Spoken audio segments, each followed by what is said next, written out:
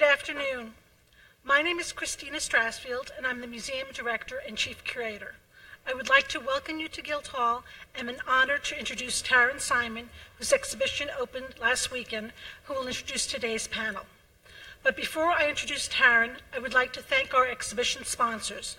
Our lead sponsor was Dorothy Lichtenstein, co-sponsors William Bernard, Joan and Lucio Noto, Tony Ross, the Suffolk County Office of Cultural Affairs, and additional support from Elizabeth and Mark Levine. I would also like to acknowledge Bridgehampton National Bank and Landscape Details, who have provided funding which allows for free year-round museum admission. Terrence Simon is a multidisciplinary artist working in photography, text, sculpture, and performance. Guided by an interest in systems of categorization and classification, her practice involves extensive research into the power and structure of secrecy and the precarious nature of survival. Her works have been the subject of exhibitions at the Museum of Modern Art, the Garage Museum of Contemporary Art in Moscow, the Neue National Gallery in Berlin, and the Whitney Museum of American Art, to name just a few.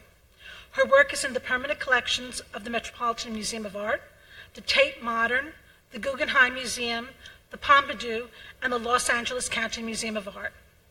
I first had the pleasure of working with Taryn at Guildhall in 2009 when we exhibited an American Index of the Hidden and Unfamiliar, a body of work she created in 2007 that depicts objects, sites, and spaces that are integral to America's foundation, mythology, and daily functioning, but remain inaccessible or unknown. It was at that time I became acquainted with Innocence, which Taryn created in 2002. I felt that it was such an important body of work, and 15 years later, it is still so very relevant. Taryn informed me that it was the 25th anniversary of the Innocence Project, and we realized that this was the work that we needed to exhibit. Please help me welcome Taryn Simon.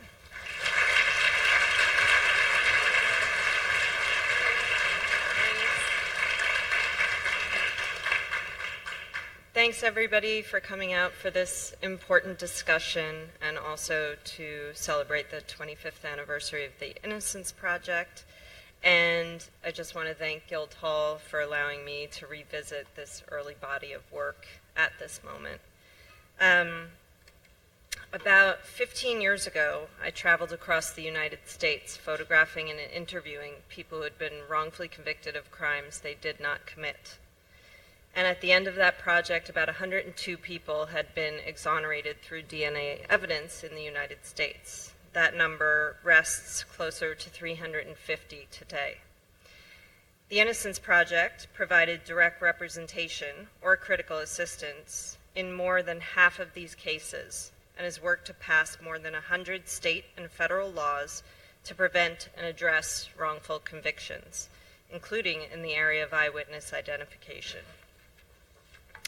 The Innocence Project's use of DNA technology to uncover wrongful convictions has helped to transform the nation's approach to criminal justice by revealing systematic defects.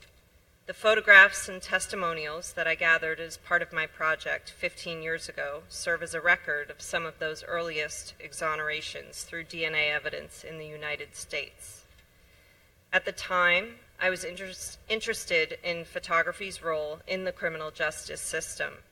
In many of the cases I researched, the justice system had failed to acknowledge the limitations of relying on photographic images. For the men and women I interviewed, the primary cause of wrongful conviction was mistaken identification, often enacted through law enforcement's use of photographs and lineups. Those identifications rely on the assumption of precise visual memory, ignoring the potential for shaping and even generating what comes to be known as eyewitness testimony. The project, The Innocence, stresses the cost of ignoring the limitations of visual material and minimizing the context in which images are presented. Nowhere are the material effects of ignoring a photograph's context as profound as in the misidentification that leads to the imprisonment or execution of an innocent person. I wanted to return to this early work on the occasion of the Innocence Project's 25th anniversary, but also alongside this historical moment we all find ourselves living in. One when the lines between truth and fiction are being continuously manipulated and redrawn. Now, perhaps more than ever, it feels vital to re-examine the ways in which facts are presented as objective truths and how the distortion of information, whether visual or textual, can lead to traumatic and irreversible ends.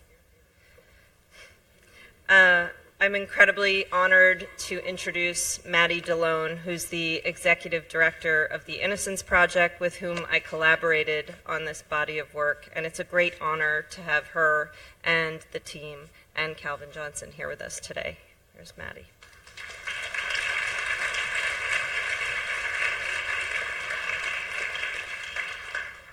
Welcome. I'm Maddie DeLone. As Taryn said, I'm the executive director of the Innocence Project, which is celebrating its 25th anniversary year. I'd like to thank Taryn for putting up this show and doing it in the first place, and Guildhall for making this day possible. To bring us here also to talk about our work to exonerate people who have been wrongly convicted and to reform the criminal justice system to prevent future injustice. It was almost 15 years ago, shortly before the Innocence Project celebrated its 10th anniversary, when Taryn first presented her Innocence series. And if you haven't had a chance to see it yet, I hope on the way out you will see it, and it will be here through July. Please send others to see it. The Innocence Project at that time was a clinical program at Cardozo Law School, where we are still affiliated. And the following year, when we launched our nonprofit organization, it's really hard to describe the tremendous impact that these works had, both on raising our profile and bringing attention to the faults in the system. Most of us don't like to think about the criminal justice system. The outcome is almost always universally bad for people who come in contact with it. And yet the people who attended the first shows of these photographs were forced to come face to face with 44 men and 1 woman who served years, if not decades, in prison for crimes that they didn't commit. The photos themselves didn't just reveal the incredible pain and suffering that these inspiring people endured. They brought these people to life in deeply arresting settings that revealed their humanity. And on top of all of that, like all truly great art, they made you look at that art form, in this case photography, in a new light. Millions of people around the world have since viewed these photographs from the book, the traveling exhibition, or at the MoMA PS1, and it's no accident that people from all walks of life are now engaged in making our criminal justice system more fair and more just. Thank you, Taryn, for creating these amazing photographs that document a shameful period in our history that I hope we will one day all look back on as a turning point in the history of our nation's criminal justice system. Today's panel features 4 wonderful people, Barry Scheck and Peter Neufeld, who are co-founders and co-directors of the Innocence Project, Calvin Johnson, who was an early client of the Innocence Project, was exonerated, and you'll hear from him and about him today, and now sits on our Founders Circle and provides guidance to us always, and Rebecca Brown, our policy director. I'd like to bring them out on the stage and turn the program over to the Innocence Project's co-founder and co-director, Peter Neufeld.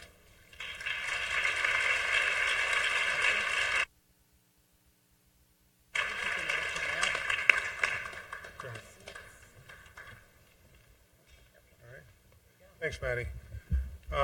First of all, just thanks to all the folks for coming out today. I can't believe you're here. It's one of the most beautiful days of the year, at least from us from Brooklyn and Manhattan. And special thanks to all the folks who are underwriting the show of Taryn's incredible work. And a special thanks to one of those underwriters who happens to be my wife's uncle, Billy Bernard. I don't know if he's here, but thank you very much, William. So I have the honor of introducing Calvin Johnson for you, and I can't start Calvin's story without first telling you a little bit about his folks. Calvin Johnson Jr.'s father is Calvin Johnson Sr. His mother is Joanne. They met at Fisk University.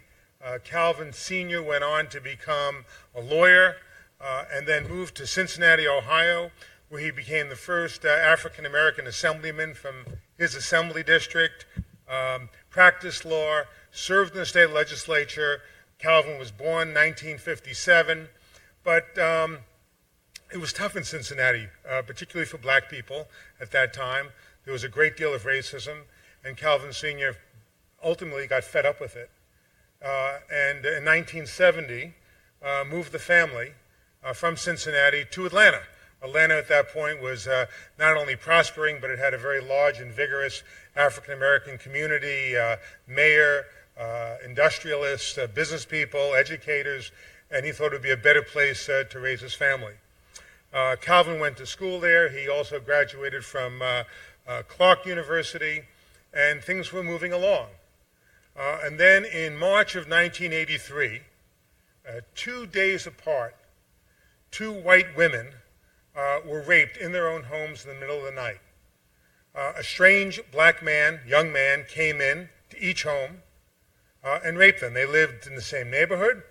The crimes happened 2 days apart, and the modus operandi in the 2 crimes were almost identical and unusual. So the police were convinced that the same person had committed both rapes. Calvin became a suspect, and Calvin's photograph was shown to the 2 women. One of the women identified the photograph, the other one didn't.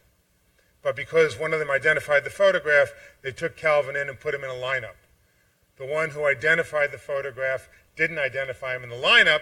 The one who didn't even identify him in the photograph now is encouraged to identify him in the lineup. Both cases go forward. And it became for us, and particularly for Calvin, obviously a horrible, horrible undertaking, but for the country to look at it, it was a very interesting experiment.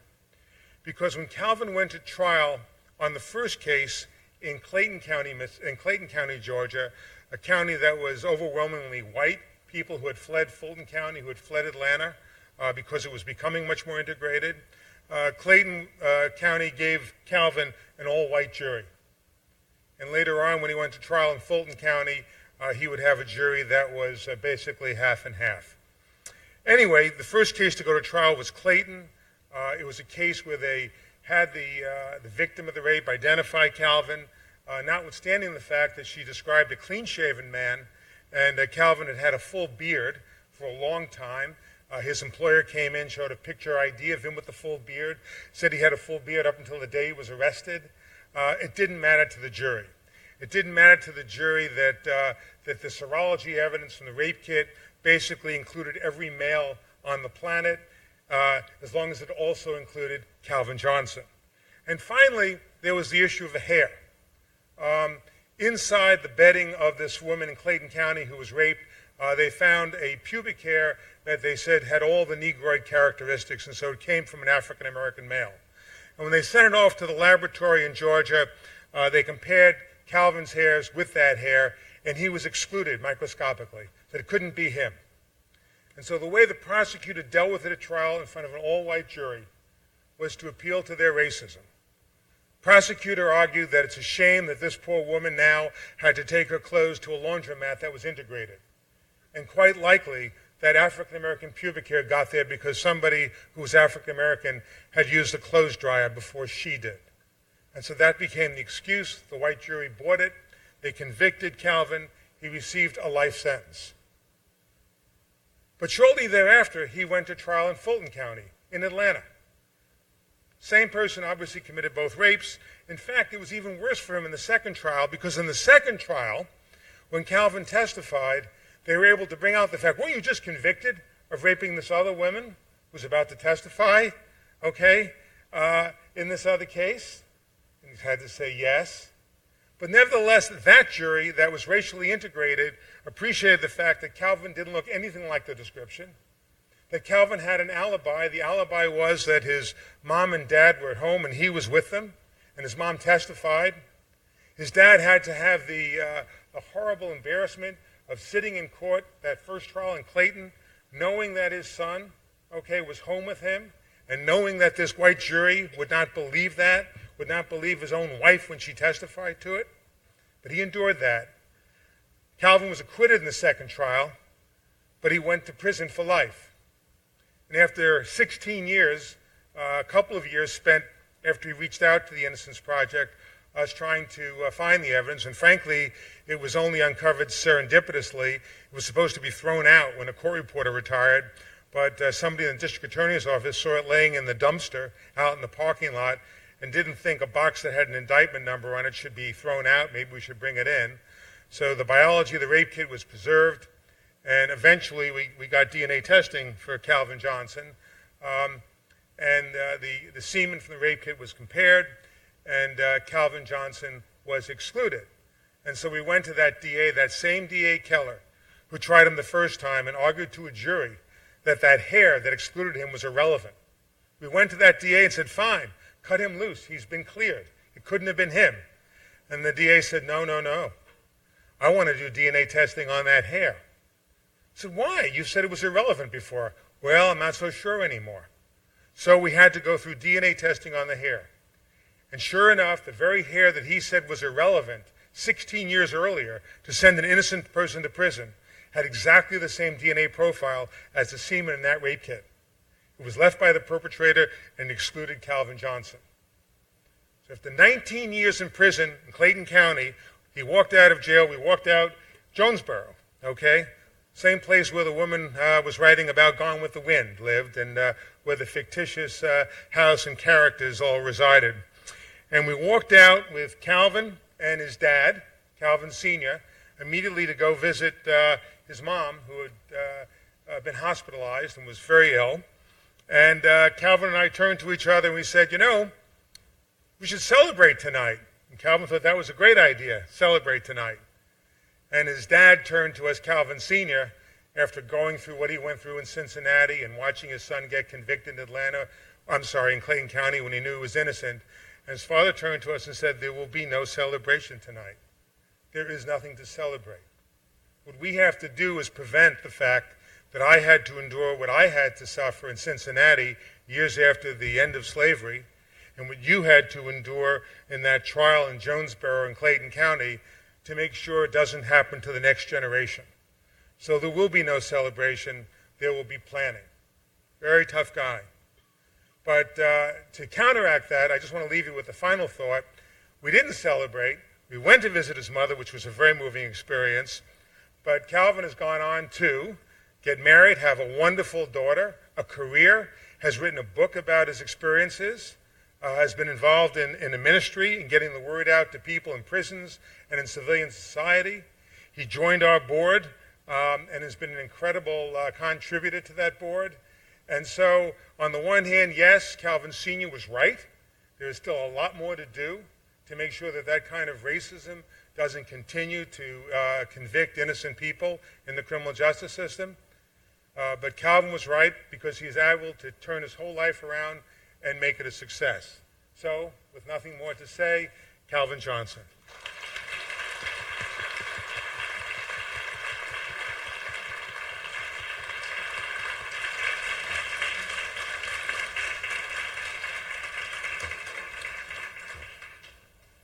First of all, I'd like to say good afternoon. Thank you for everybody for coming out today. As you know, my name is Calvin Johnson. I always say Calvin C. Johnson, Jr.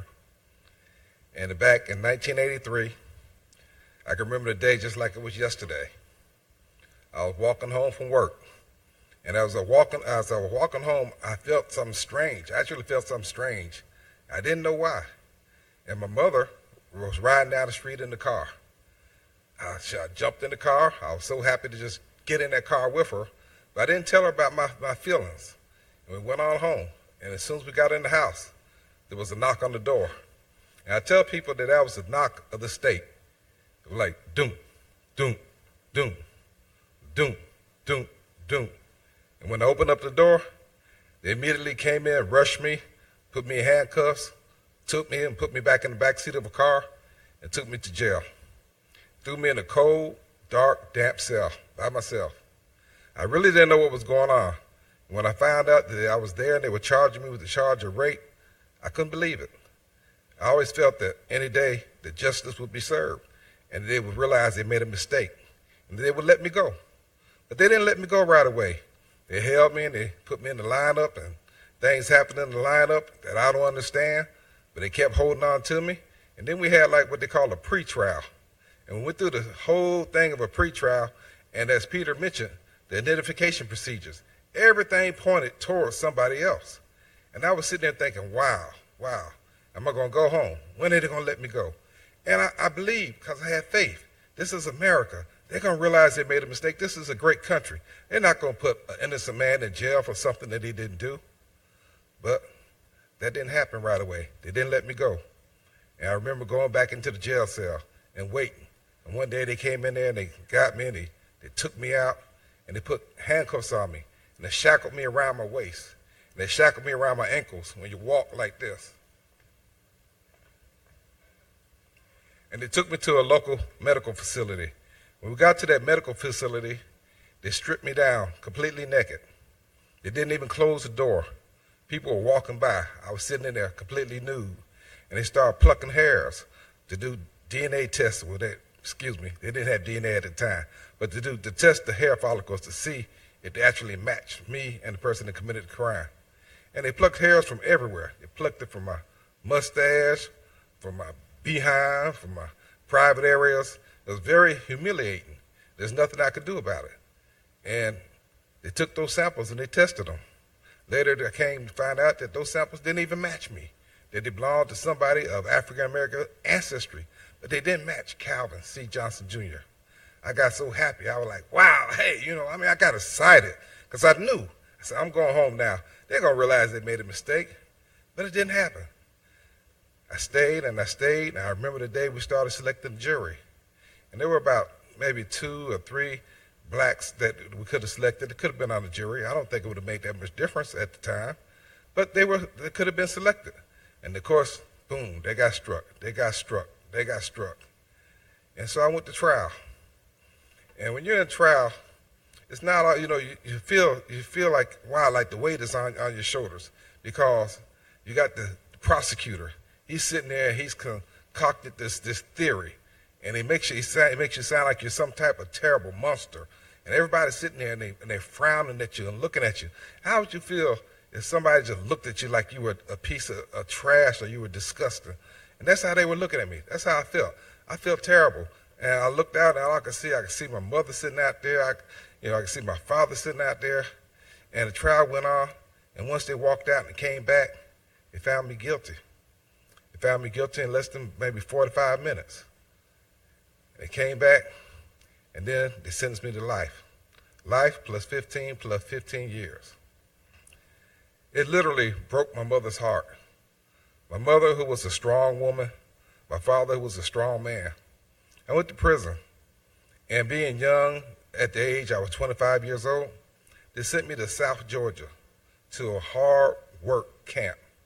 And back down there, it was just like you had the prison guards. They walk around in the morning time, and they got the shotgun on the shoulders, and they like, feed these guys good, so they can get a good day's work. And as soon as the sun comes up, we're out. We go out into the fields and we work. And I was out there working, swinging what they call a bush axe, which was a long blade with an axe handle on the end, with water moccasins and rattlesnakes and swamp water up to my knees. And a guard walking around with a shotgun saying, bring it to me. And we're out there working in this kind of weather. I mean, it was so bad that, I know one guy that got bit by a snake. I know another person got attacked by wasps. And times when guys would just faint from exhaustion. They just couldn't take a whole day's work out there in that hot sun. And I remember times when we sit down to eat lunch. This is what prison was like. We sit down to eat lunch, and it was so bad, before you can get your sandwich in your mouth, it was full of gnats all over the sandwich. And I couldn't eat it. And the guy next to me said, hey, he'd been doing time for a while. He said, give me that. I said, you gonna eat that? He looked at me and said, yeah, man, it's just more meat, And I'm like, no way in the world. I can't eat that. And the years went on, and I grew frustrated. I got angry. I was mad. I was mad at the system. I was mad at the people that put me there. I even got mad at God because I couldn't understand. And I couldn't understand why am I doing this time? Why am I here? I didn't commit it. You know, all I want to do is just live a normal life like everybody else. And I used to have visions of the nice little house and the white picket fence and the dog wagging his tail and the little child running by, you know, that's my child. But that was just a dream at that time. And so I grew more and more frustrated over the years until I just felt like a rubber band being stretched and pulled that might just snap at any minute. I came that close. That flicker of hope almost went out. But I just kept holding on. And I remember getting down on my knees and I just prayed. I said, I just can't take this. I can't deal with it. And I got a sense of relief as I prayed because I knew that I couldn't deal with that burden on my own. And that's when I turned my life over to God. And the years went by, a few more years went by, but I wasn't as frustrated as I used to be. And I heard about DNA technology. I said, wow, DNA technology. I said, people are getting out based on DNA technology. I said, is there any way that I can get this test done? Is there any way I can have a DNA test done that maybe I too can get out? And during the course of all this was happening, I remember one day I went to visit my mom. And my mom came into the prison and her face was crooked. She had suffered another stroke. Since I was incarcerated, she had suffered several strokes because she knew, it just tore her heart in two. She knew her son was innocent. And sitting there in the visitation room, looking at your mom and seeing that, you see the effect of you may be incarcerated falsely accused. You see the effect that it has on your family. It just doesn't tear you apart on the inside, but it affects your entire family. Everybody suffers. It's like if one of your children was snatched away from you for no reason at all. That's what happened. That's what happened to my family. They snatched. And I used to tell guys in prison, they thought, oh, this guy here, he's just making up stuff. I used to tell guys, I used to say, hey, I don't belong here. I said, I've been kidnapped. I've been kidnapped by the state, and I'm being held against my will, and they ought to be charged with a crime. And I felt like that at one time, you know. But after a while, I said, well, I have to do what I have to do to try to figure out how to get out of here. And I started searching and reading all about this DNA.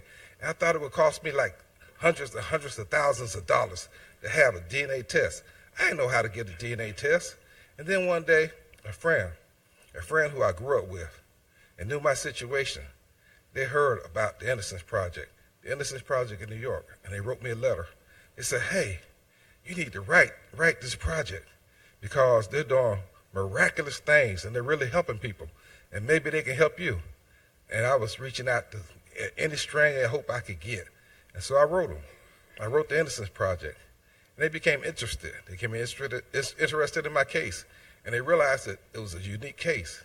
As Peter said, it was very unique. It was a case where one jury came up with one verdict, another jury came up with another verdict. You had erroneous eyewitness identification. You had a lot of factors in there that just showed that why was this guy in prison? There's no way or no reason why this guy should be in prison. And so I remember going and trying to have a DNA test. And the first DNA test came back inconclusive. And that was a serious moment in my life because they told me, they said, well, Mr. Johnson, we gave the test the little bit fragment of DNA that's left, and if we use it up and it comes back inconclusive, you may remain in prison for the rest of your life. Or you can go ahead and you can send it out to this guy named Dr. Edward Blake, which was I believe it was in California area. And he's really good. And that's taking a chance, but if you want to do that, we can do that. I said, let's do it. Let's send it out to Dr. Edward Blake. And we sent it out there to him. And after he did his testing, it came back. And it showed that it was impossible for me to commit that crime. It was impossible. And I remember talking to my counselor, and they even wanted me to take what they called a sexual offender program while I was in prison. And to take that program, you had to sign an admission of guilt. And I told him, I said, I'm not guilty. I said, I can't sign an admission of guilt. There's no way. I can't do that. And so they looked at me and they told me, said, well, if you don't sign this admission of guilt, you probably never get out of prison. But once I got involved with the Innocence Project, I knew that there was another way for me. And once that test came back, I knew it was just a matter of time before I walked out that door. I didn't walk out right away. It still took a little time. But on June 15, 1999, finally after years of being incarcerated, years of going through the suffering and abuse of seeing people beat up, people stabbed, TV slammed, just the violence that happens every day in prison, seeing my family torn to pieces, seeing my fiance there who I was engaged to at that time, decide to get married and go on with her life. These are the type of things that you have to go through. But life went on. And once I walked out through the Innocence Project, my new life began. On June 15, 1999, I was totally exonerated of the charges, and I walked out of that prison a free man. And my life began all over again. From that day forward, I never looked back. I do go back and I speak, but I decided that I have to go forward. I have to share, I have to give, I have to let people know what went on. I have to tell the good, the bad, the ugly. And some of it was real ugly. But the good part is, here I am today, able to speak to you. I'm in a situation now where I do speak. I speak at churches, I speak at schools, I speak a little bit of everywhere. Not only that, I've gotten a decent job. I'm a rail line supervisor in Atlanta, Georgia, where I supervise the guys that operate the trains. And that's a pretty good feeling, because when I was in prison, they tell you when to get up, they tell you when to go to sleep, they tell you when to eat, they tell you if you can use the phone. But guess what? Now I get to tell somebody what to do. I'm a good supervisor, though. But life is good. Life is good. I've been married, had a beautiful daughter, got divorced, got married again. So guess what? I think I'm pretty normal now. But life has been really, really, really good. I've been blessed in many, many ways. And I'm just so thankful to be here and to share my story and my situation with you. Thank you for your time.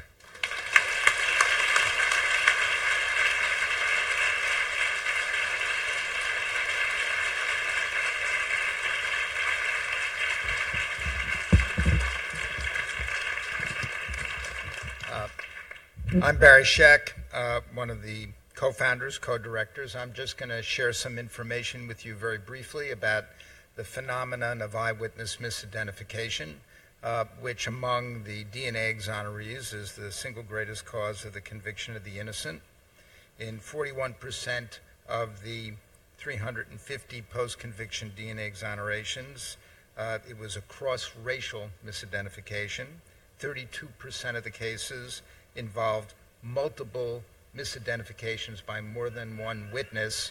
In the case of our friend Kirk Bloodsworth, who went to death row, the first exoneree through DNA of somebody that was on death row, he was misidentified by 8 witnesses.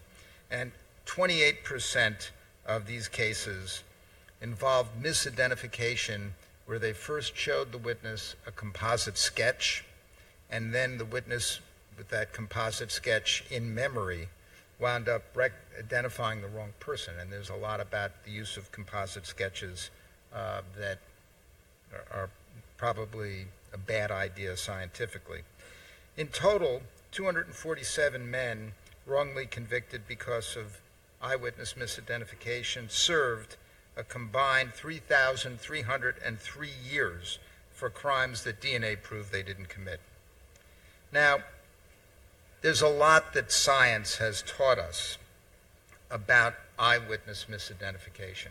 When you look at archival studies, that is, going into the field, looking at how many times eyewitnesses identify suspects, identify fillers in a photo array or in a lineup, that is, people we know didn't commit the crime because they're just there because of resemblance potentially to the suspect.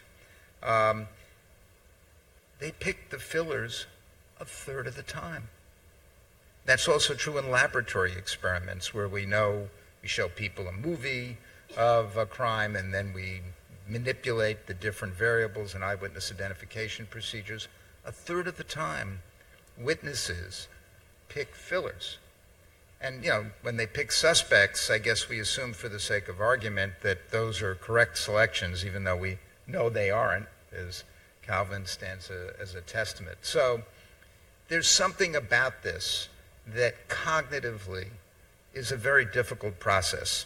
And what's amazing about the exhibit that I hope you've seen already or you've seen soon of Taryn Simon's photographs is that she manages to capture this issue of vision and memory in fascinating ways. We were so lucky that Taryn came to us as a recent graduate of Brown University with her friend Sarah Batten, and they come into our office and they say, I have a Guggenheim, I'm going to go take pictures of your clients. And we say, well, that sounds interesting, is a good idea.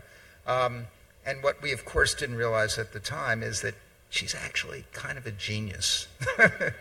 So, this young person walks into our office and says, I want to do these photographs as we're just beginning, right, when she's really just beginning her career, which turns out to be one of the, the great careers in modern photography. So we were blessed with that. But over time, looking at these photographs, and we hope soon the reissuance of the book, The Innocents, which is one of the great gifts we can give anybody who actually supports the cause of the Innocence Project. Now, if you want to get it, you have to go on Amazon and pay $200, right?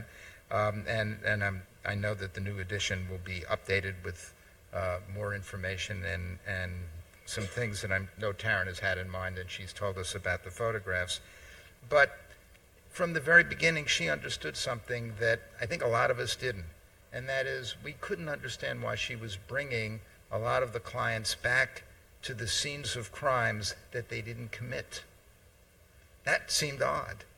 But when you actually think about the science of this and you learn about vision and memory, you know that that's the narrative of the crime that Calvin didn't commit is something that's in his mind from having gone through 2 trials, right? One a conviction, one an acquittal. That's been true for everybody.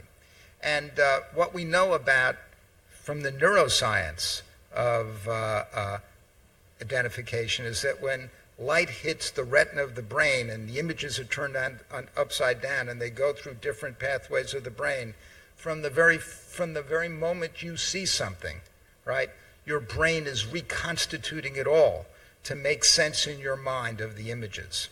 And that's been true of the eyewitness identification process. So experimental psychologists, just looking at the impact and effects of eyewitness procedures, realized about 30 years ago that there were lots of things we could do to try to minimize the mistakes.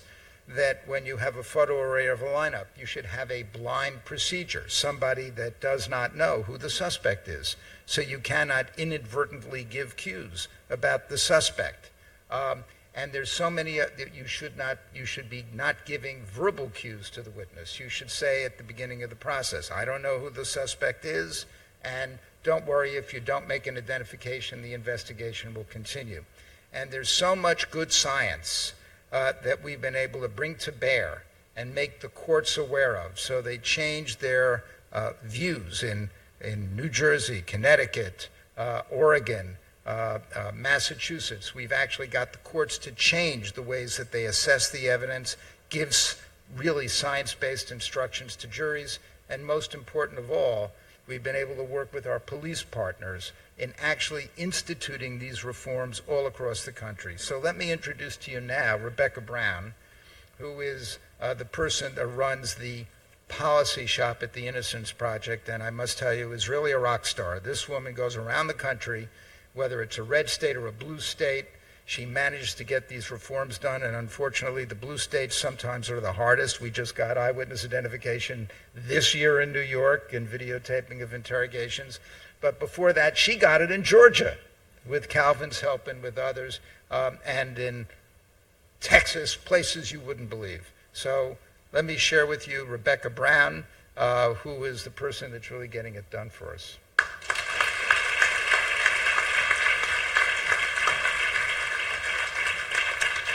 Thanks, Barry. Whenever you hear a story like Calvin's, it's outrageous and it's heartbreaking, and people want to know what can be done about it. And unfortunately, so much of Calvin's case is about the racism that pervades our society. So from a policy perspective, it's difficult to think about how you can legislate against racism. But there are many things that we can put in place to protect against the human factors that lead to wrongful conviction. And that's really the focus of our policy work. Much of our work really seeks to change behavior and practices from all sorts of criminal justice system actors like detectives, crime lab analysts, and ultimately judges who are assessing evidence. Calvin's case really highlights several flaws in the criminal justice system. Obviously, eyewitness misidentification, a primary cause. As Barry mentioned, 40% of the nation's DNA-based exonerations involve cross-racial misidentification, which is just a really stunning figure. And so what would have made, of course, the difference in Calvin's case would have been a fair lineup. And ultimately, as Barry described, a lineup is really nothing more than a memory test. And so we want to make sure that whatever we put in place is really going to capture the best memory of what someone saw at the scene of a crime. And the single most important reform also, which Barry described to you, is the blind administration of a lineup, making sure that the person who administers the lineup does not know who the suspect is and is not in a position to influence the eyewitness in any way. When we launched our policy department about 12 years ago, only 2 states had these kinds of practices in place. I'm happy to report now that 20 states use blind administration, and I think one of the really most... And I think one of our most exciting wins really was Georgia for many reasons, and it was an 8-year battle, and it was really, quite something when it got done, and we're thrilled that that's now happening in Atlanta and throughout the state. So our policy work really seeks to prevent wrongful convictions relating to other forms of evidence as well. We have had a strong focus on false confessions as well. About 25% of our cases involve a false confession, which is a counterintuitive phenomenon to many, but actually very common and more common than people think. And now 25 states record custodial interrogations, which is really the single most important reform that you can put in place to prevent against the power of that kind of evidence that leads to a wrongful conviction. So 25 states now tape what takes place during that interrogation process to determine whether or not that confession was involuntarily given. We also look at making changes to forensic science. We've also launched an initiative recently to regulate the use of incentivized witnesses like Jailhouse Informants. It would just boggle your minds to know how many unreliable witnesses are used in courtrooms.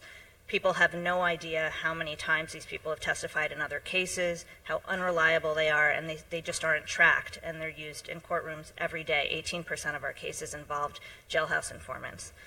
Our policy work is also focused on revealing wrongful convictions. Now all 50 states have laws that provide statutory access to post-conviction DNA testing.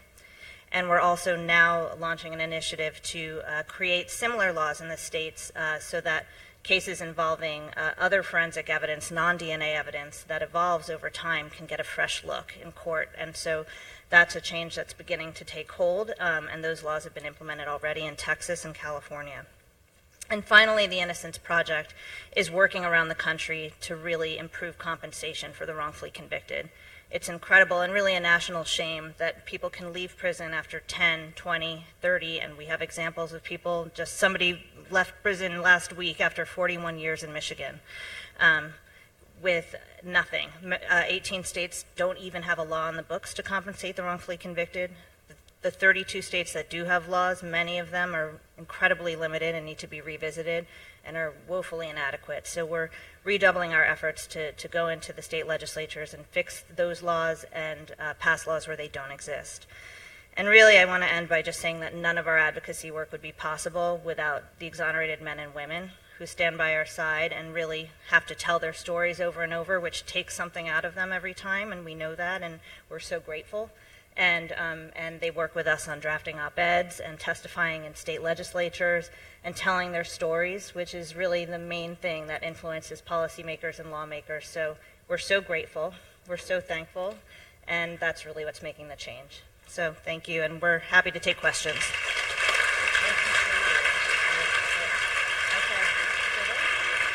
Okay. So So are there any questions? We're happy to take them.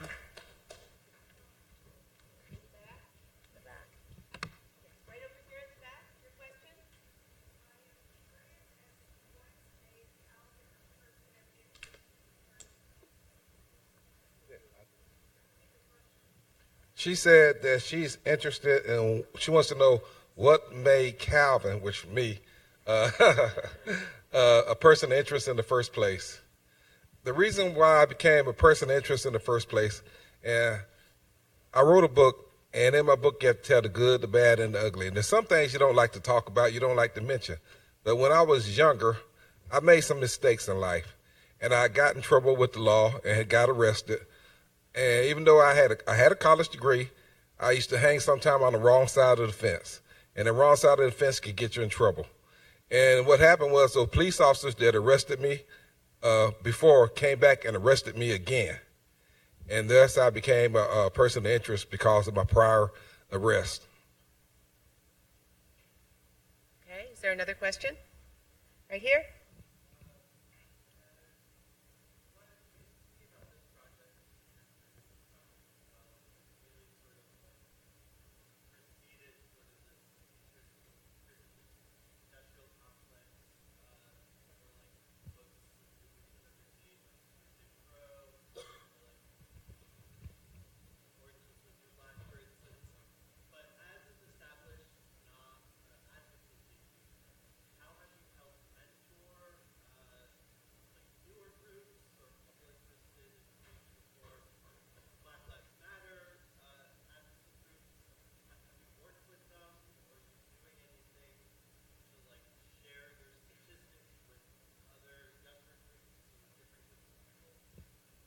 So the question, I think we're apparently Facebook Live, so we should tell you that, so that people can hear. The question is that the Innocence Project, in many ways, in your view, predates the current movement of new organizations, new activists, Black Lives Matter, and others, and what do we do to nurture those groups or share our information?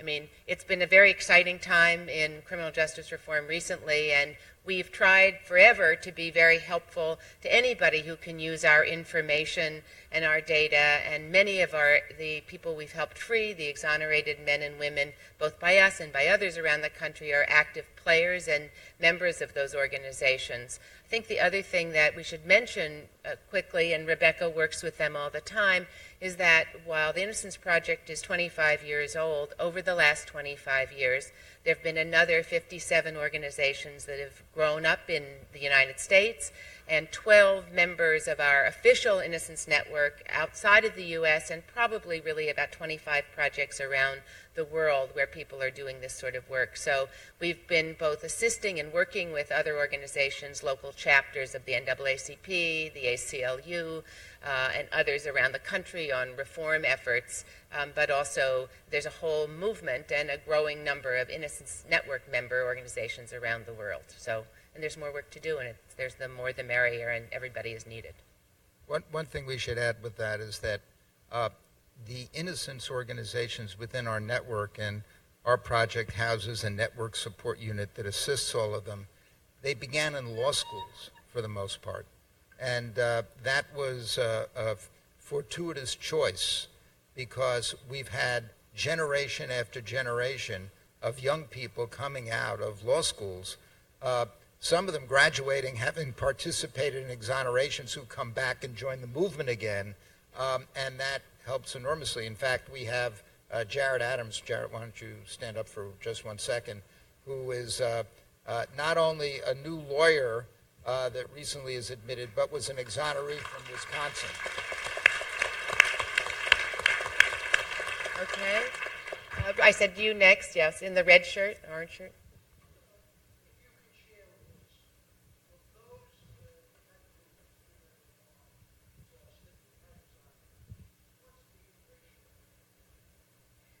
Do you want to do that, Peter? Yeah, sorry. Of the 351 people who have been exonerated by DNA, what's the racial breakdown of the exonerees? So one thing that's absolutely clear, because there are lots of ways to cut numbers if you have any background in statistics, the one thing that's absolutely clear is that an overwhelmingly disproportionate number of exonerees are African American, An overwhelmingly disproportionate number of those African American exonerees were wrongly convicted of sexually assaulting and murdering white women. Okay, those are two key facts. And it's so overwhelming because for a long, long time, the Department of Justice kept statistics on the rate of cross-racial rape, for instance. And it turns out in this society that most sexual assaults are committed within a race. White men raping white women, black women, Hispanic men, Hispanic women. And only about 10 or 11% were cross-racial. Yet almost 45% of our exonerees had been wrongly convicted of assaulting white women.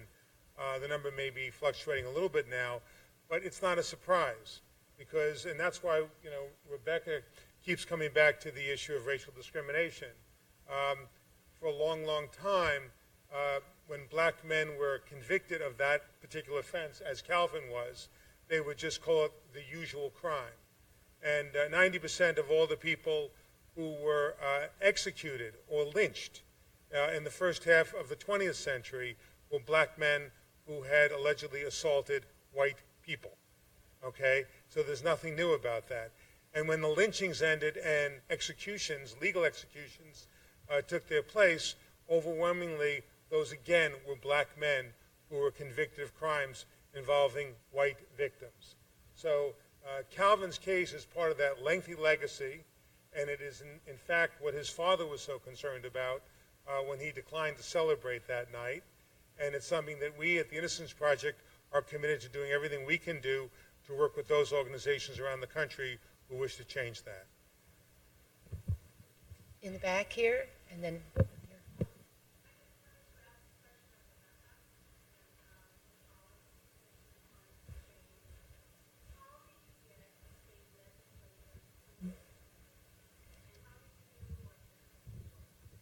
So the question, do you want to repeat the question? Sure. The question was, how do we get policymakers and lawmakers to listen to us when we're pushing for reform, and particularly in Georgia? It's usually these are long-fought campaigns, but generally, and I alluded to this before, but a central part of being successful is showing the human side of a wrongful conviction, showing what that does to a person and to a family and to a community.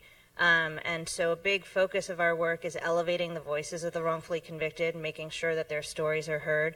And separately, we work with a range of stakeholders for any reform effort. So, for instance, in Georgia, we work with we met with the Georgia Police Chiefs Association, the Sheriff's Association, the District Attorneys Association, the defense lawyers, the victims' rights folks. So we met with a range of people to really try to build some consensus around the value of the reform. And ultimately, for law enforcement, the big argument that ultimately moved them was, you're not in a better situation when you're focusing on the wrong person.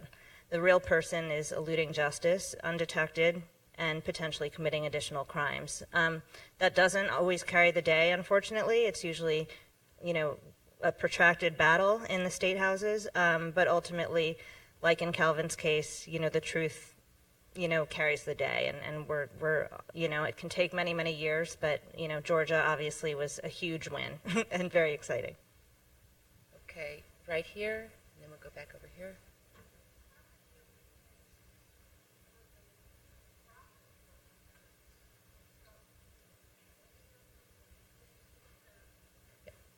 Among the DNA cases, the question was how many cases was the actual person detected, and in 46% of the cases, the same DNA that exonerated the person who had been wrongly convicted was in fact was identified by DNA. Can I just add one little Sure. to that? One of the great photographs out there in the show is a photograph of a man named Larry Youngblood standing with his girlfriend. And Larry Youngblood's case went all the way to the U.S. Supreme Court. A young woman in Tucson was at a church affair, and her little boy was kidnapped at the affair and taken off and sexually molested by a man. And the one part of the description that she had is that the man had something wrong with his right eye. And Larry Youngblood was picked up, and he had a wandering right eye. But unfortunately, all the biological material, the semen that had been deposited by the rapist on this boy's clothing could not be tested because it was put in a hot, humid closet by the police, and so the defense could not do any of this testing to try and exculpate Larry Youngblood, and he was convicted and went away for life. But years later, after the advent of DNA, they went back to the underwear and they were able to find a couple of small spots, and they did the testing, and of course Larry Youngblood was cleared. This is after the Supreme Court had affirmed the conviction and said that Larry Youngblood was lucky they couldn't do serology, but it would have only corroborated his guilt. So after he's cleared, about a month later we get a phone call from an FBI agent in Texas who said, guess what, we found the person whose DNA it matched.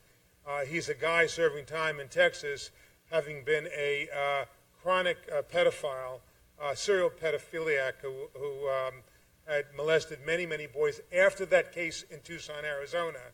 And guess what? He's missing his right eye. It's a glass ball. So obviously the consequences are extraordinary in all these cases, the loss of public safety as well as the loss of civil rights for the innocent. Okay, sorry, we're going to have a hard time right here.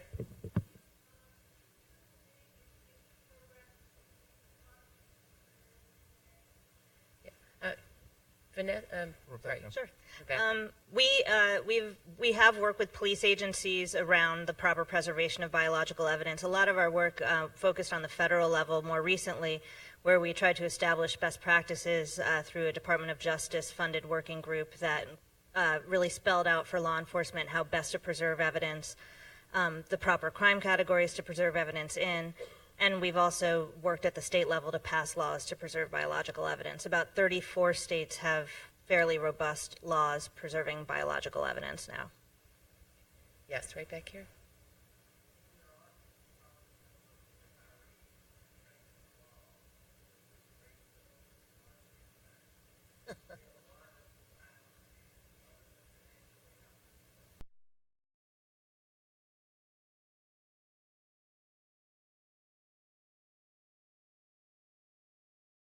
How can you help other than financial support, although that is very helpful, so don't knock that.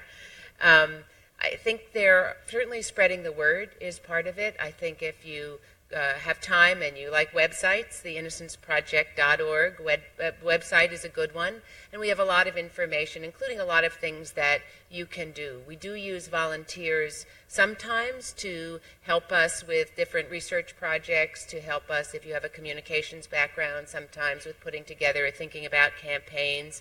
If you look at the website or you have ideas, we'll all be around for a bit after this, and we'd be happy to talk to you.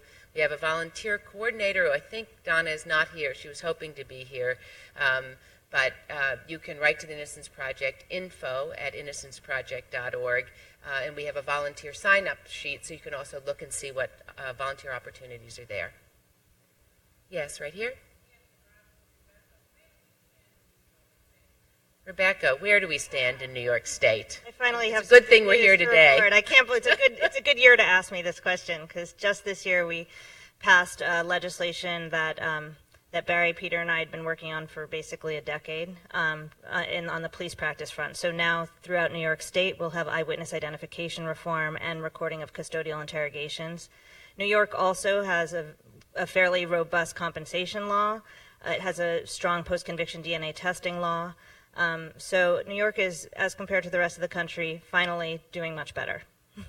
But one thing I will ask, when you walk out, there's a sign-in sheet, which is just, if you're interested in getting more information, we don't bombard you with a newsletter, but when exciting things happen, we do send it out to our list.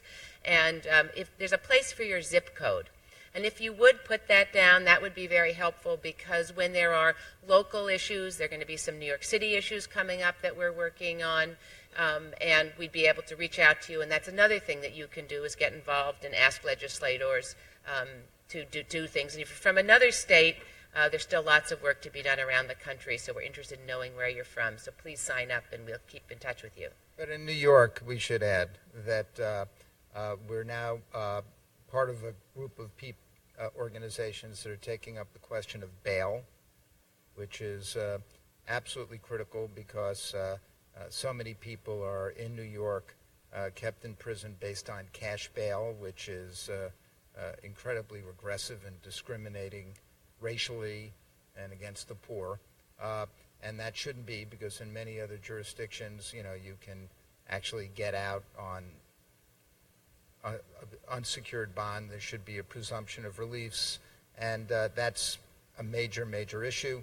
And the other one is that in New York, we have the worst discovery law in the United States. In New York, defense lawyers don't get most of the police reports relevant to a case by law except the day the trial starts. And I don't need to tell you that that is far too late. So there's a real push for criminal justice reform now in New York. We finally got over these two big hurdles, and the governor says he's for it. So let's hold his feet to the fire. Okay, right here, Ms. Stripes.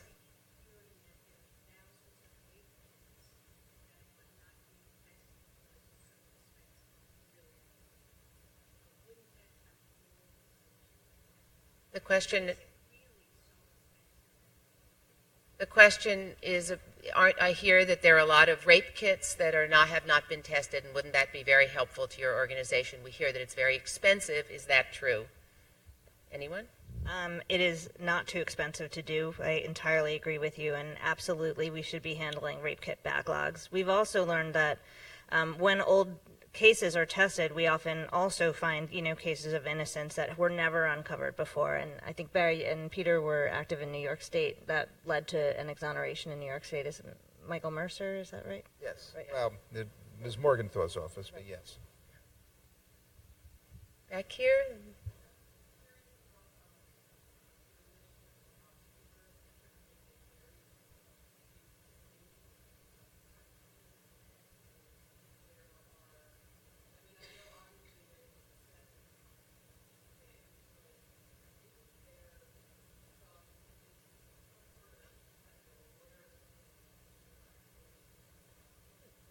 I like that. The question is about what is our relationship with prosecutors, and a very intriguing part of your question, isn't there something like the Hippocratic Oath? And the answer is that we've begun to make a lot of progress with prosecutors. It really, at first we had a lot of trouble because a lot of prosecutors, even when you had DNA evidence that not only exonerated somebody but identified the person who really committed the crime, there was an irrational reluctance to come to terms with it and admit it. And a lot of that still goes on. But starting really in Dallas, Texas, and by the way, Texas compared to New York is an oasis of criminal justice reform. I'm being serious. Oh, absolutely. They had the videotaping of interrogation, eyewitness reforms. They just passed an informant bill. Their discovery, as soon as the trial starts, as soon as the case starts, you get everything online, right? They have rules on actually prosecuting prosecutors and people who, hide evidence. And they also have done a very good job with their forensic science commission that actually is going back and looking at a lot of the junk science. And a lot of this, frankly, goes back. We have gotten more people out in Texas than any other state by far. But Dallas is a very good example of the way it started. In 2007, an African-American district attorney named Craig Watkins, who was a 32-year-old defense lawyer, was elected district attorney in Dallas. And he literally put in, he fired a lot of people. He came in and he brought our Innocence Project, the Innocence Project of Texas in. We began testing in all these cases. They started getting people out. And he formed what we called a conviction integrity unit, which had a lot of really, really good principles. And strangely, in Texas, they followed suit in Houston, Harris County, in starting a conviction integrity unit. We now have one in Fort Worth or Tarrant County that's pretty good. They're now forming something finally in Austin, which you thought would have been faster, that should be pretty good. And this model began spreading across the country. Some of the conviction integrity units that were stood up by prosecutors are frauds, right? They wanted to say it because it got a lot of publicity and it made them look good and it was propaganda. But a number of them have actually been pretty good, and more of them are coming online. And we should cite in particular our friend, the late Ken Thompson, the district attorney of Brooklyn, who came into office, set up a large conviction integrity unit, well-funded, and without DNA testing, reversed 22 homicide convictions, all right, within a year and a half. Right. So there is a movement now of progressive prosecutors getting together across the country, particularly newly electeds, and there are organizations that we're working with that are trying to not just do conviction integrity review, but look at the questions of bail, look at shrinking the size of the carceral state, mass incarceration, not criminalizing so many crimes, not criminalizing poverty with these fines and fees. So there's some progress on the ground. Okay, I think we're going to end on that up note about things moving forward. It's a beautiful day, so we'll let you go out and enjoy a bit more of it. See the show if you haven't. Thank you very much. Thank you again to Guildhall and to Taryn Simon. Just to let you know, the galleries are open, so please feel free to look at the exhibition right now. Okay. If we can keep